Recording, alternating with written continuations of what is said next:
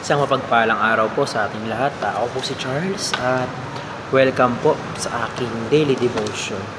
Ating itutuloy ang series na Loving God is Hating Sin. So, is it dangerous to abuse God's patience? So, masama ba na abusuhin natin ang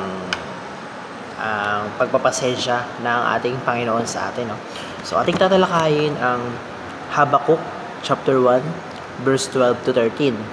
Sabi rito, Lord, are you not ito yung conversation ni propetang Habakkuk or ni prophet Habakkuk sa Panginoon. Dito nakikipag-usap siya sa Panginoon. Sabi niya, Lord, are you not from everlasting? My God, my Holy One, you will never die. You, Lord, have appointed them to execute judgment. You, my rock, have ordained them to punish. Your eyes are too pure to look on evil. You cannot tolerate wrongdoing.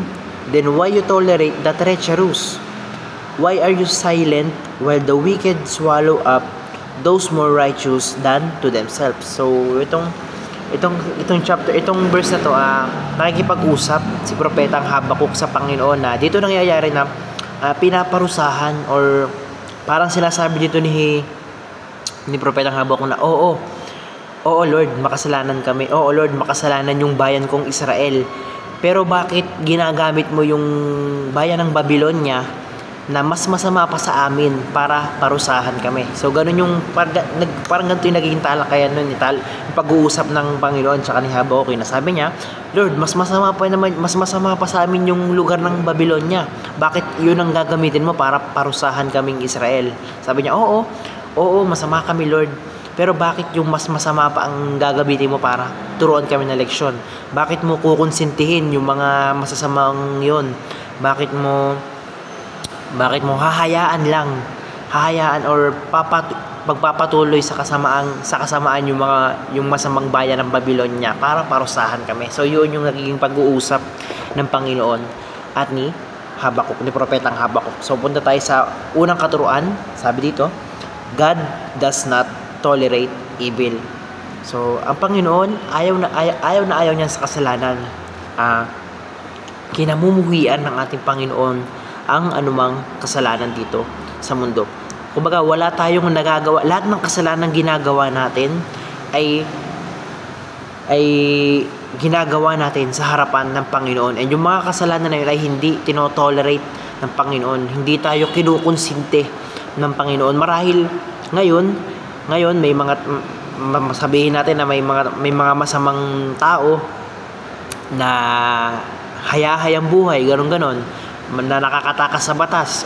Ganon, nakatakas lang sila sa batas ng tao. Pero sa batas ng Panginoon, hindi sila nakatakas. Nakikita ng Panginoon. Hindi yun hinahayaan ng Panginoon. At yung mga kasalanan na yun, may karampatang parusa yun. Marahil sa mundo ng mga tao, hayahay sila, hindi sila pinaparusahan. Pero pag sa mundo ng Panginoon or sa kabilang buhay, doon sila paparusahan. So, hindi kinukonsinte ng Panginoon yung mga kasalanan, yung mga makakasalanang gawain natin. Dahil bagkus may karampatang parusa yun. Hindi niya tinotolerate yun. Hindi porket mali yung akala mo pag nakagawa ka ng kasalanan, ganun na lang. Hindi. Lahat ng kasalanan ginagawa natin ay ginagawa natin sa harapan ng Diyos. Alam niya yun, may parusa ka dun. Maybe hindi ngayon, pero sa kabilang buhay. So, punta tayo sa ikalawang teaching. Ang sabi rito, God punishes evil with evil. So, ganito yung nangyari sa sitwasyon ni propeta Habakkuk, no? Na ginamit niya yung Babylonia na para parusahan yung bayan ng Israel. Tinatanong siya kasi nga si Habakkuk, bayan niya Israel. Tinatanong niya ang Panginoon, Lord, bakit nga ganun?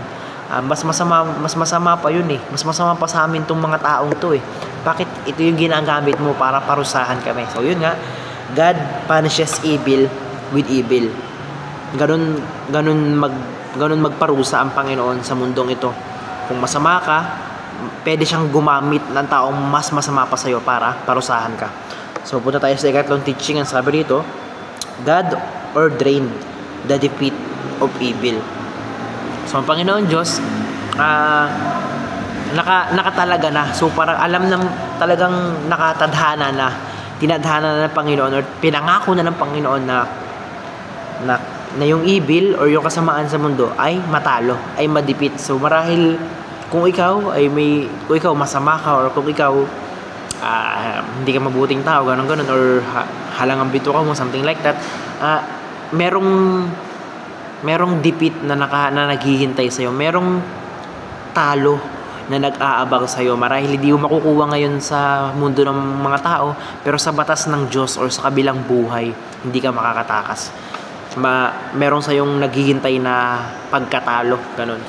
So, punta tayo sa unang application. So, kung paano nga ba natin may apply sa buhay natin to.